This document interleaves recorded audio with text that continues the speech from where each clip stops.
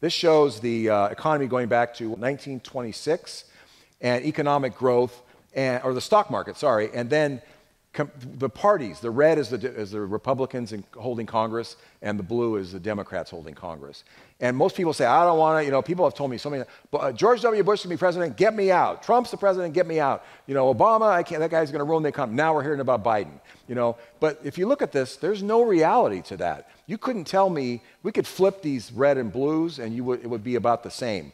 There's really not much data. There's no direct impact on who controls Congress. So if you're thinking about, holding back on your investments based on who wins the election in a week or two, don't do that. Or They're you're not basing related. your vote in the election on what you think they're going to do for the economy. Right. So what really matters is it's not the political party, it is corporate profits. Again, if you could superimpose the stock market on top of this chart, and it would almost follow exactly.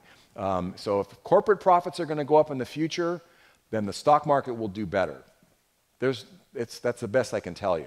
It's not about the other factors. They all work. Ukraine, the invasion of Ukraine, it really knocked the stock market down for a period of time. If something big happens in Ukraine now, the stock market is just going to yawn.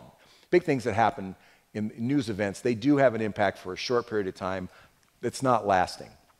I think an important point to expand on that is that the markets expected things to happen, right? The markets have expectations, and what they don't like is being surprised. If the stock market was an animal, don't sneak up on it and surprise it. But when we know, now we expect, there to be natural gas and wheat issues in Europe. And once it's baked into the expectation, you can already see it reflected in the returns of the stock market. So if you know something, by the time it gets to us in this room, it's already baked into the returns on the market. For sure.